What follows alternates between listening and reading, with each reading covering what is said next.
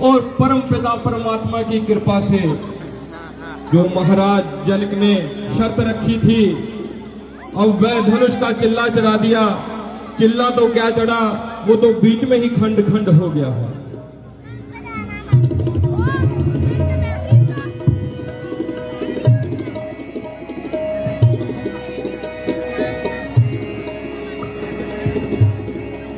देखिए उनका लड़ाई हो रही है। मेरे गुरु का धनुष किसने तोड़ा है?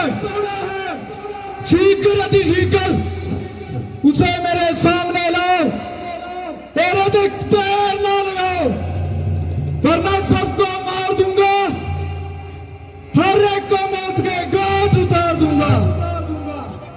शायद परशुराम को भूल गए, इसीलिए इतना भूल गए। नाथ शंभु धनु भंज निहारा, होए कोई एक दास त्योहारा। मुनिवर, ये धनुष मुझसे ही टूटा है, इसका कसूरवार मैं ही हूं। क्या तुझे मौत की परवाह नहीं थी? क्या जिंदगी की चाह नहीं थी? बेशक मैं गुनाहगार हूं और आपसे सजा का हकदार हूं। अच्छा, अभी बताता हूं और इस हिमाकत का मजाक सिखाता हूं।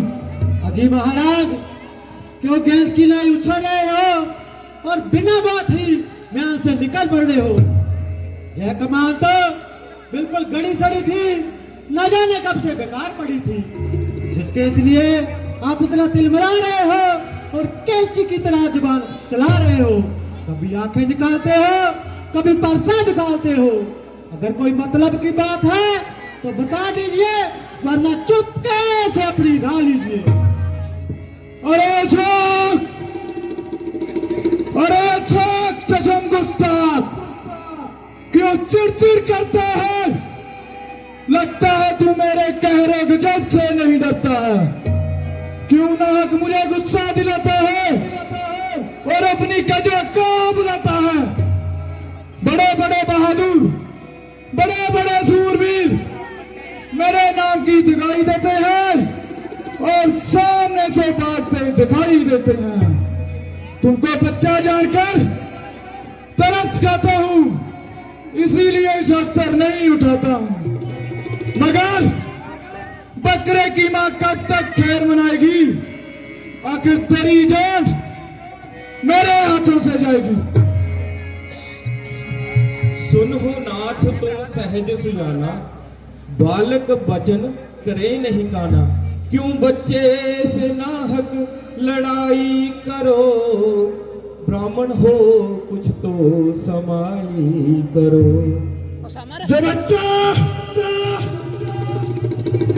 जब बच्चा नहीं जहर की बेल है, संत रखा उसने परशुराम को खेल है। निकल पड़े इस कदर में आने से, मैं हूं खूब वाकिफ तेरी शान से। चेक करता है खुद मौत से जुस्तजू, जरा कर तुझको मेरे रूबरू। तो लक्ष्मण भी कोई तमाशा नहीं, मुंह में डालेगा कोई बताशा नहीं। जरा ठहर, तुझे अभी बताता हूँ और इस हिमाकत का मजा सिखाता हूँ। यह की जाए सूबब की दिखाओ को, यह ठीक है मजे दिखाओ को। शराफत तेरी साफ दिखला रही, मौत तेरे है सिर पर मंडला रही। छूते ही टूटत ममना दोषो, छूते ही टूटत ममना दोषो। मुनि बिन वचन करे नहीं रोषु, मुनि बिन वचन करे नहीं रोषु। गुरुजी, मैंने पहले ही कह दिया है, किया है गुनाह मैं गुनाहगार हूँ। सजा दो मुझे, मैं सजावार हूँ। महाराज, लक्ष्मण तो नादान है, मैं तो रोड़े मारने ਇੱਥੇ ਬੈਠਾ ਰਹਿ खूब ਕਿਹੜੀਆਂ खूब इसी का बात नरमी है जो बातों ही बातों में मुझे उड़ा रहा है, मेरी नकल करके मुझे चिढ़ा रहा है। सामने से चला जा वरना कच्चे को चबा जाऊंगा। तू इसको मेरी आंखों से दूर कर दे वरना बुरी दुर्गत बनाऊंगा। अपनी आंखें ही बंद कर लो, मैं दिखना ही बंद हो जाऊंगा। तू तो मुझे दिखाई ना दे, भलाई इसी में है तेरी आवाज भी मुझे सुनाई ना दे। इसका इलाज तो बिल्कुल आसान है, तुम अपने कानों में उंगलियां दे लो, तुम्हारे लिए चारों तरफ इंसान है। तेरी बातों से होता है जाहिर मुझे कि तेरी मौत में अब कुछ कसर ही नहीं। क्यों चलता है इतना मेरे सामने, मेरी ताकत की तुझको खबर ही नहीं। ऐसी की जैसी बबकी धिक्कार को, तेरी धपकी का तो लक्ष्मण को डर ही नहीं। लाख शेखी जता लाख बातें बना, खौफ का तो मेरे दिल में गुजर ही नहीं। आज तक तो पृथ्वी पर कोई मुझे आया ऐसा बहादुर नजर ही नहीं। आ गया जो एक बार मेरे सामने, मैं हो सका कभी जाबर ही नहीं। और होंगे जिन्होंने तेरे सामने खूब खाया उठाया था सिर ही नहीं। बुजदिल ही मिलते रहे आज तक, कोई आया बहादुर नजर ही नहीं। रहम करता हूँ बच्चा जान कर तुझे हुआ तेरे पे मुतल्लिक असर ही नहीं। उसी वक्त तक तेरी जे कर मस्तियां जब तक उठाया तबर ही नहीं। चाहे कम दिल हूँ, कम सीन हूँ, कमजोर हूँ, ऐसी बातों का तो जिक्र ही नहीं। भाग जाऊं अगर तेरे सामने से तो दशरथ पिता का पिसर ही नहीं।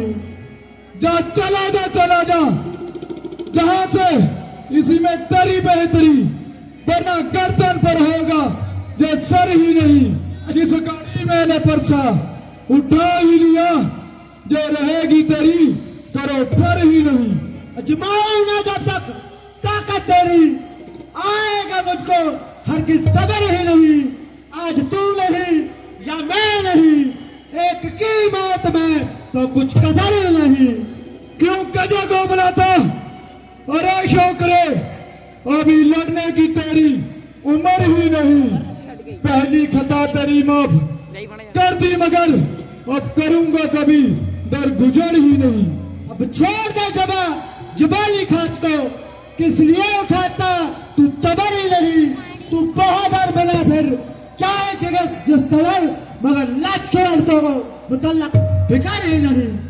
अरे दूत साक्षात शरारत की मूर्त, और तू इतनी जवान चलाने लगा कि मेरी इज्जत खाक में मिलाने लगा। ये तो वही बात हुई रंज की जब गुफ्तगू होने लगी। आज से तुमसे तू होने लगी। होशियार खबरदार हो जा और मरने के लिए तैयार हो जा। जब तक तेरी मौत में कोई कलाम ही नहीं, जब तक मेरे झटके से हड्डियों का चूरमा ना बना दिया, मेरा नाम भी परशुराम नहीं। विप्र वंश की अस्प्रभुताई, अभय होई जो तुम ही डराई। महाराज, हम आपके वंश की प्रभुताई को जानते हैं। अरे कोई आप जैसा बलवान ही आपको डरा सकता है। लक्ष्मण, आप हमें इन्हें अधिक न सताओ। महाराज, आप भी जरा अपने गुस्से को बजा फरमाओ। मेरा क्या इख्तियार है जो खुद मौत का तलवार है। नहीं महाराज, आप ब्राह्मण हो, आपको शांति शोभा देती है। ये कसूर मुझसे हुआ है और ये धनुष मुझसे ही चकनाचूर हुआ। मुझे संदेह है कि ये धनुष तुमने तोड़ा है। महात्मा, आपने मेरा कब बल आजमाया है? तो लीजिए इस कमान का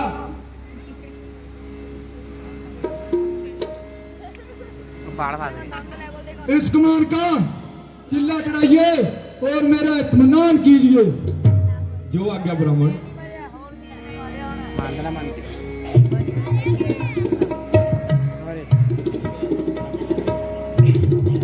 बस बस मेरा इत्मीनान हो गया।